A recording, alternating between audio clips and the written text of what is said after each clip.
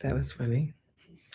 Hey, healing journeys today. Butch and Julieann Hartman here. Welcome to HARTbeat, where we talk about relationships and marriage, and we want you to do it in a godly way.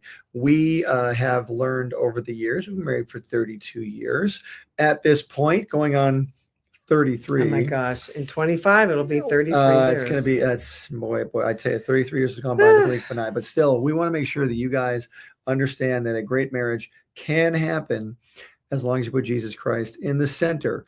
Get out of ourselves and make it all about him.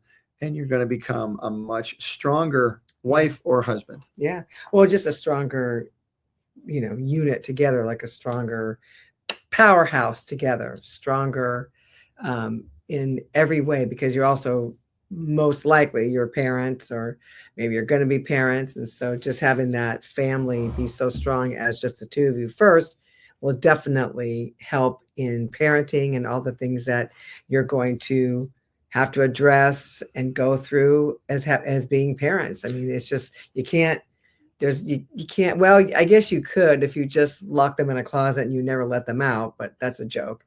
We always want to do that. We don't want to have our kids go out into society because they're so cute and they're so innocent and so sweet. Did you think you had to explain the joke? I think they know it was a joke. I know, but it's true though. It's like you want them all for you. But anyway, just wanted to let you guys know also that we have an incredible journey this month, which is Doris Harris. She is the whole month of November, and she's been awesome. Please, please, please watch her testimony. She went through a lot of healing, and she's a really good communicator too about what she went through. And then also we have Kalisha Powell. She is our guest teacher this month, and she's doing a fantastic job. She's young, but she is awesome. So want to also pay attention to that. And then, of course, our teachers are amazing, all of them. And we love them so much. And coming up in December, we have my favorite guest teacher. I'll be guest teaching in December because I have a brand new book. Yep. I want to talk to you guys all about it, but I'll tell you about the book when I teach. So stay tuned for that. But we're talking today, we got a great title today: Married but Filing Single. What does that mean? Well, when you do your taxes, you file, like say you're married, you file as a married couple, you file as a father with 3 kids or 4 kids, you file as a mother, you file as a family with this amount of dependents, all that sort of thing. But some of us get married, but then we have a single life. What does that mean? It means that, as I'll speak for the husbands, you have a lot of husbands out there who have a wife at home, but they end up going out every single night with the boys. They go on trips by themselves with the boys.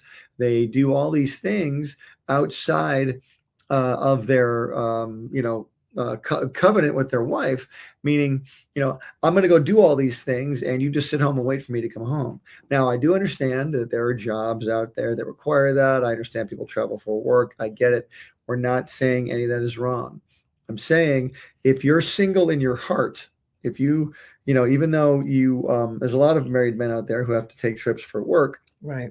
But they know they're married. They realize they're married. They go out as a married man with a married mindset. But a lot of us might, I don't know if I included myself there. I don't think I ever thought that way, but you never did. But a lot of us will go out into the world as a married man, but you act like you're single. Sometimes a wedding ring comes off when you're on a trip. It doesn't mean that, or it doesn't come off physically, but it comes off mentally. But also too, I want to be clear. It doesn't necessarily mean that you are having an affair. Right. Not saying that. So it could be, but it also could mean that you just really don't want any responsibility for what is at home. We've been dealing with a couple of situations in the past where certain members of the family or the couple will say, "Oh, my spouse is blah blah blah," and they're concerned because their spouse may or may not be doing something, and it's hard to hear those things sometimes. Yeah. And so we just I know that it's, we get to counsel a lot of couples. Mm-hmm. And so this is something that we keep hearing a lot of. It's like, and it's not just the traveling or going out, but it's also the everyday life of the husband not wanting to share with the wife, like the finances and just what's going on in their life, of maybe not just finances, but business deals or investments and that kind of thing. It's like I'm going to say this, and I mean this, like when you marry, but when you're married and you become one, everything should be common ground. Like everything should be. Right. It should not be that this is my stuff over here and that's yours over there. That's not a marriage. That is a partnership.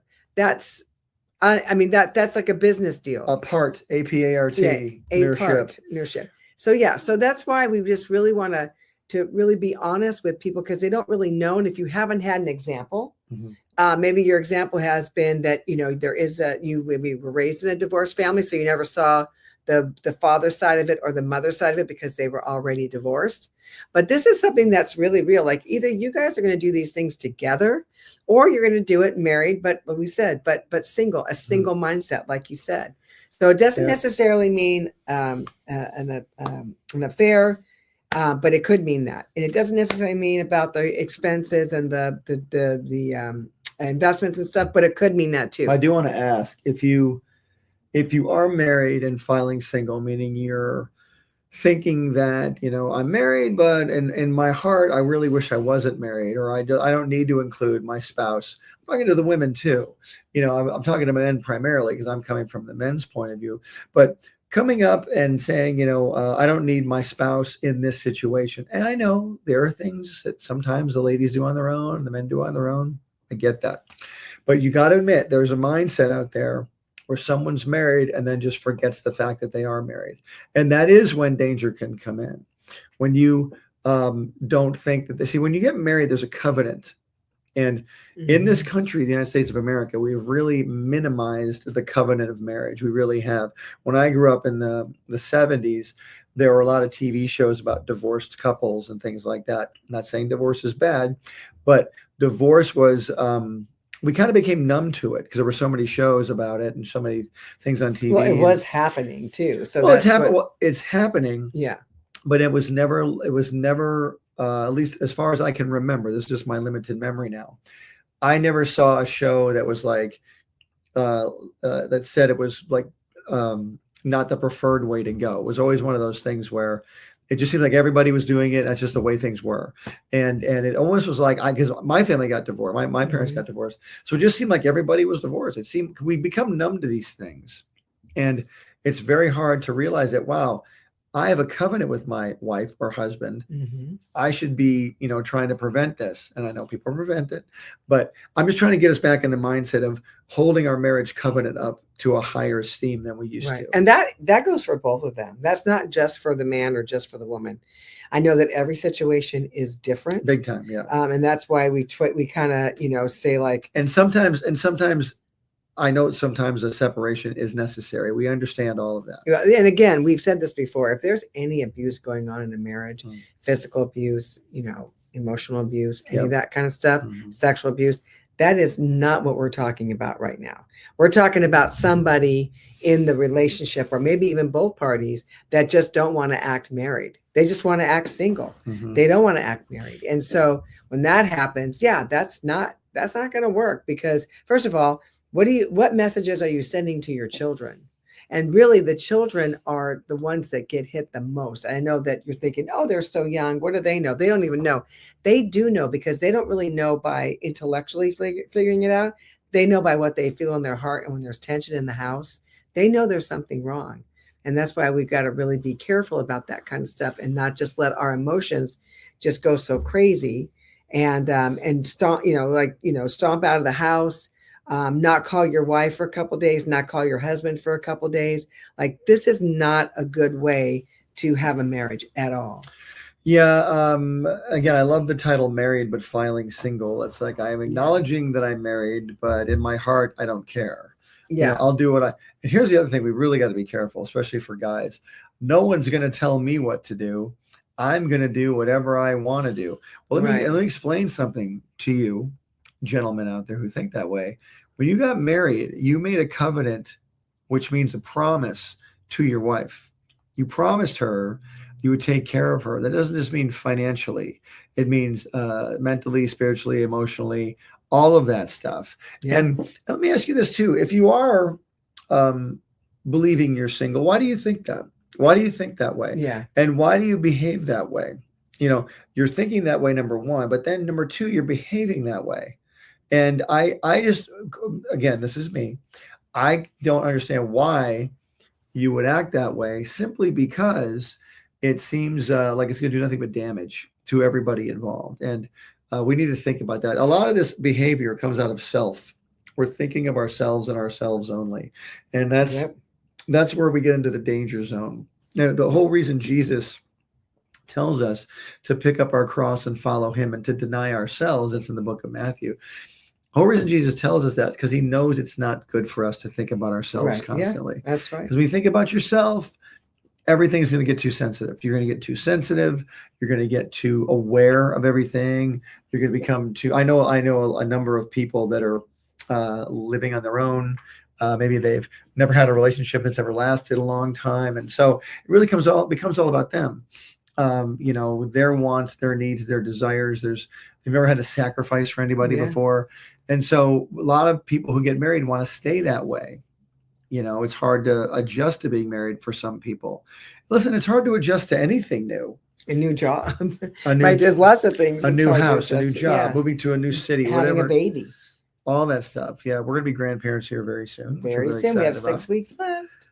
Is it 6 weeks? Yes, it is. Wow, I can't believe that. Well, as we're recording this, yes. It's 6 weeks. But anyway, back to this. So when you file single, it's like, yeah, I'm married, but I'm not really acknowledging this family that I have, that I've created. Maybe you've married into a family already. Maybe there's already children that aren't yours or whatever. But if you take on those children as your own, you marry the spouse because you love them, but you take on their children, then you guys become a family. And they get your family name and all that. It almost is like in the Bible, Jesus says, I won't leave you orphans. Right. If he says we're adopted. We're adopted into the kingdom, and you can't adopt somebody accidentally. So Jesus very purposefully adopted us all into his kingdom. Yeah. And so when you get married, it's funny how marriage models the Lord too. It's I shouldn't say funny. It's actually miraculous. When it says, I'm coming for my bride, Jesus says, well, we're the bride.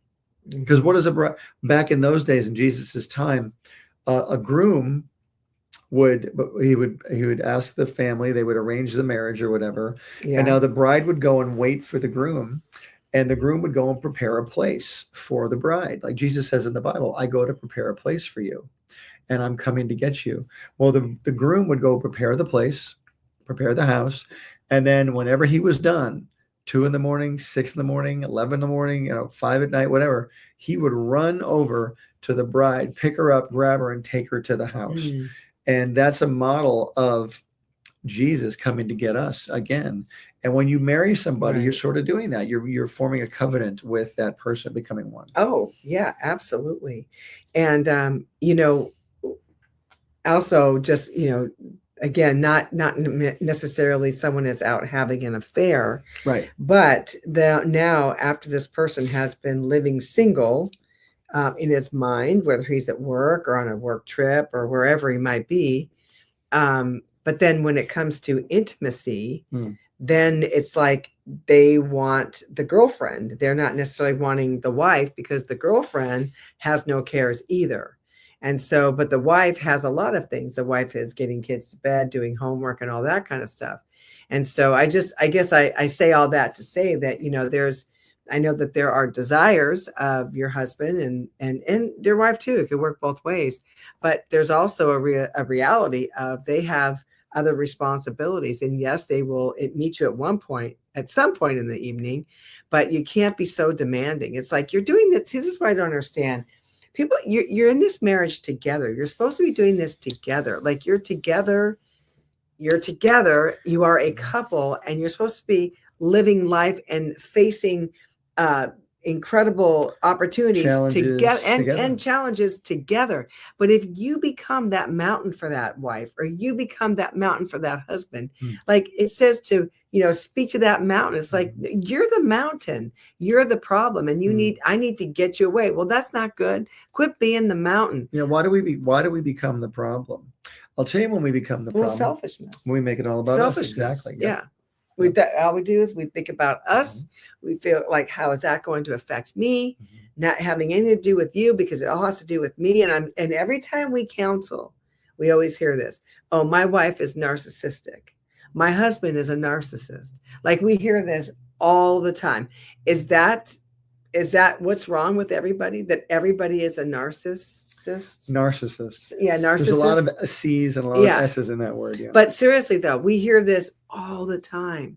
So are we saying that everybody that's having problems, their spouse is a narcissist? Well, I know this much, especially with intimacy. When you are being intimate with your wife, there's supposed to be consent there. Mm-hmm. And I feel this way. If there's no consent, it is rape, and that's wrong. Wow, I think we've ever said that word on the show. No, I don't think I have either. But think about it. If a woman or a man is not saying yes, and they're saying no, and you're forcing yourself on somebody, that is rape. Mm-hmm. And so I just want you to think about that. And again, this may not be you, but you might know somebody that is going through something like this. Share this video with them, because this is a real thing. And so now you are in a place where you are, your wife or your husband is not consenting, and you're forcing yourself on them. And now you think that that's going to bring them closer to you? Do you think that, imagine that, you think that's going to make the woman go, oh, I love that about you? No, it's not. It's going to make the woman want to run the other way, or the man the other way. Yeah, I mean, it goes in both ways. Yeah. And if either one of you are putting up with your spouse being self-centered, we understand that is a hard thing to put up with. You need to pray about that. By yourself, you need to pray. If your spouse will pray with you, that's great. But you, as a spouse, the only one that can change the person's heart is God. Yes. Believe me, we've tried to change people's hearts, and it just doesn't work. You can't change somebody's heart or force them to think a certain way. But Jesus Christ can. He is the changer of hearts. He is the what did Sophia had a term for it? The road carver. So my daughter Sophia went to on a mission trip and heard that there was no word for Jesus in this in their dialect, in this language of this tribe or something, and they said that they called and the way the word came out for Jesus was road carver. So cool. And Jesus is the road carver. Where there is no road, he'll make a way all the time. So if your spouse doesn't love the Lord and you do, that's where you sit with the Lord, because he is your bride, he is your husband or your wife. And I know it sounds weird for guys to say that, Jesus is my wife, but it's a covenant marriage. He's one with you. You sit with the Lord and say, Lord, I pray for my spouse. I pray that they're delivered, and I pray that they are set free from themselves, that type of thing. Don't say, Lord, they're a huge problem, and I just pray that remove them. Yeah, Lord, they're just they're causing all the problems. Don't complain about your spouse. Pray for your spouse, because when you speak life over your spouse, life will show up in the name of Jesus. I promise. I have a friend, Jenny Donnelly, and I heard her say this on a podcast, and she said, "There's a king and a fool in every one of us. There's a king and a fool inside all of us." Mm-hmm. Now, the fool to us as Christians is the carnal mind. Right. So it's like, when you are speaking to your spouse, who are you speaking to? The fool, the carnal mind, or the king? Mm-hmm. So if you want to create a king in your house, you got to start speaking to him as a king. Speak to your husband as a king. Or your wife. I was getting there. Gentlemen, speak to your wives as a queen.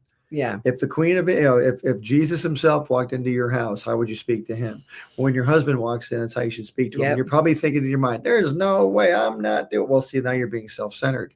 How dare anyone ask you to change your way of thinking, right? So listen, we've gone through all of this ourselves. We're only talking about stuff we've dealt with on our own. Yeah. We're not trying to change your mind. By the way, Lenny, this is Lenny the Lion. He's peeking at us through. He's a character from my cartoon. Anyway, we're not asking you to do something we've never done. We're just letting you know the benefits of putting Jesus in the center right here. Yes, where Lenny is. You've probably gone, that's Jesus right there. Yeah. You've probably gone to church and heard a song called Jesus at the Center of It All, right? We sing that song, but do we really put him in the center of things? Yeah. So whenever there's a discussion, when an argument is brewing, when the storm clouds are on the horizon, get rid of them and just say, look, I'm not single. I'm married to you, and we're going to do this as a married couple. We're going to get through this as a married couple. I'm not going to get out of here and go hang out with the guys for the 30th time this week.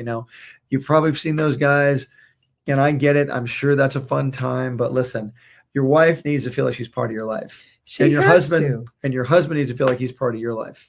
Yeah, especially when you've been with kids all day, right? You look forward to your husband coming home and being there for you and laughing with them and taking the kids away. Taking the kids away from you just for a little bit so you can get like a break. But that's why there's two people in a relationship. Amen. It takes two people to make those children. It takes two people to be in that relationship. So we just want to encourage you that you can get through this time together. But you are going to have to make some slight adjustments. And so that's where you sit down with the Lord and ask him, where do we make these adjustments? How do we fix this? How do we change this? Because God is already for you. He wants to see you succeed. And he's got a lot of experience in this area. Yeah. So don't be afraid to ask him. Yeah. So, all right, you guys, we love you and we'll see you next